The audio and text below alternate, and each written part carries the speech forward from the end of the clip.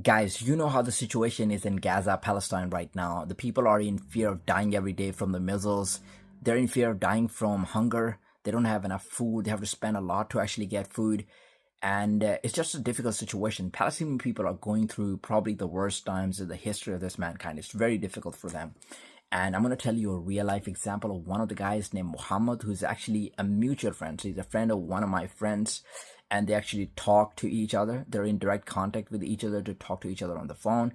So my friend actually gets all the information about him, and he's going through very hard times. So Muhammad is 17 years old, and he's living with a family of 8 people. He's got a mom and dad. His dad is mostly sick, and he's got 3 sisters, and he's got 2 younger brothers. So as like the eldest son in the family, it's his responsibility to actually financially provide for the family, as his mom and dad are mostly sick, and they can't even work because there's no work left in Gaza. Actually, nobody's getting any work at the moment.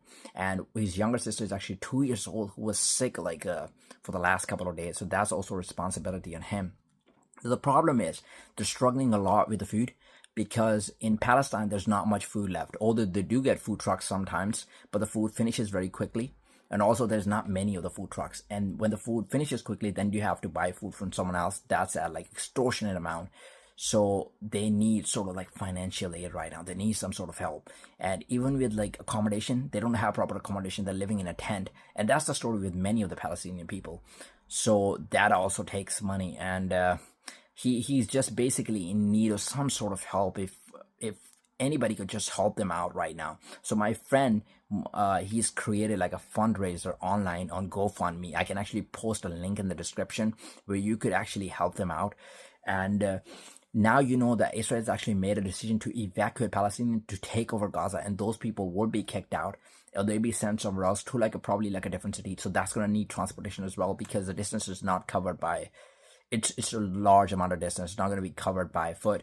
So that's going to take a lot of money.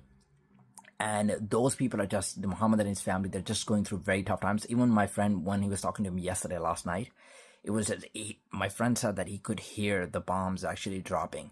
And then he asked Muhammad, like, how far are the bombs? And he's like, Kareeb. He's like, they're very close to me right now.